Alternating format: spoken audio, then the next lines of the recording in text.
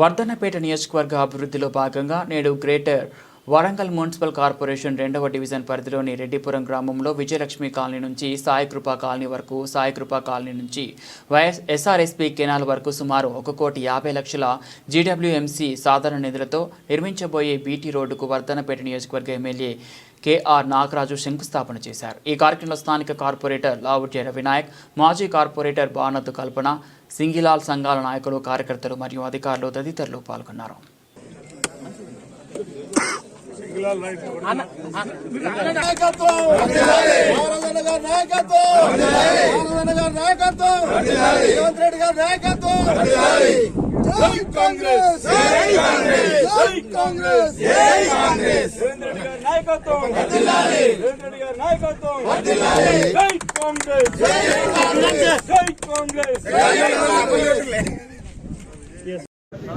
ఏదైతే important road Reddipuram Bongapadu connect అయ్యే road సుమారు 1.6 lakhs శాంక్షన్ చేపించి టెంకాయ కొట్టడం జరిగింది.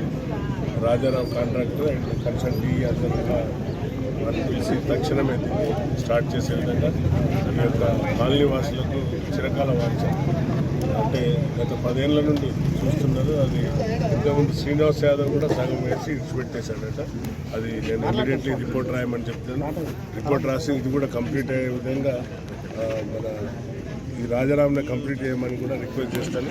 లెటర్ కూడా పెడతాను. ఎందుకంటే ఇది మంచి కనెక్టివిటీ, హైవేకు కనెక్టివిటీ రోడ్ ఇది.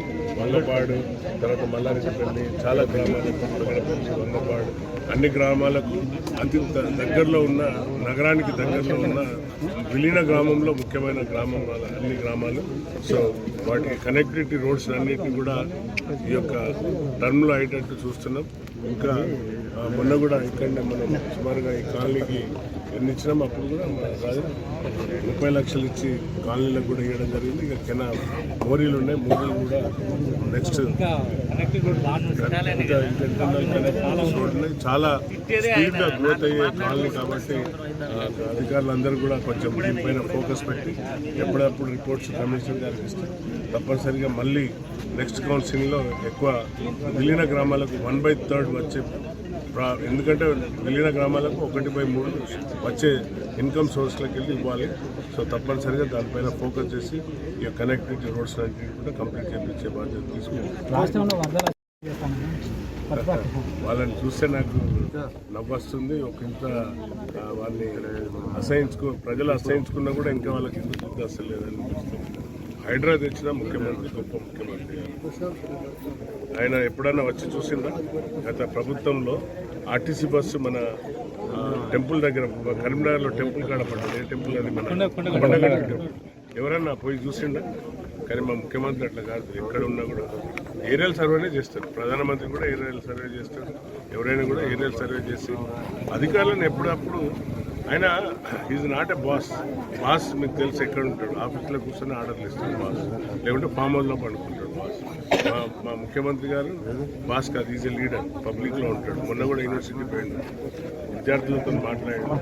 మొన్న వర్షాలు వచ్చి హైదరాబాద్ సిటీ ముందుంటే ప్రజలలో పోయి వాళ్ళ యొక్క బాగోగులు కనుక్కున్న ముఖ్యమంత్రి. అంతకంటే గొప్ప ముఖ్యమంత్రిని ఎవరు చూస్తారండి?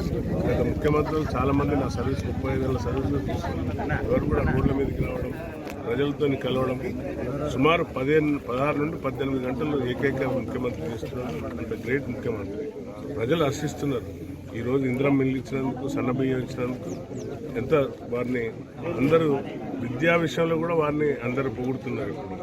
సో ఇవన్నీ కూడా దృష్టిలో పెట్టుకొని ప్రతిపక్షాలకు జీర్ణించుకోలేకపోతున్నారు. ప్రతిపక్షాలు ఈసడించుకున్నా కూడా వద్దు పోండ్రా బాబు, మీ కుటుంబ పాలన అద్దాన్ని నిలగొట్టినా కూడా ఇంకా వాళ్ళు మేము అధికారులను ఉన్నాం, తెలంగాణ తెచ్చినాం, మేమే అంబాసిడర్లు అని ఫీల్ అవుతున్నారు.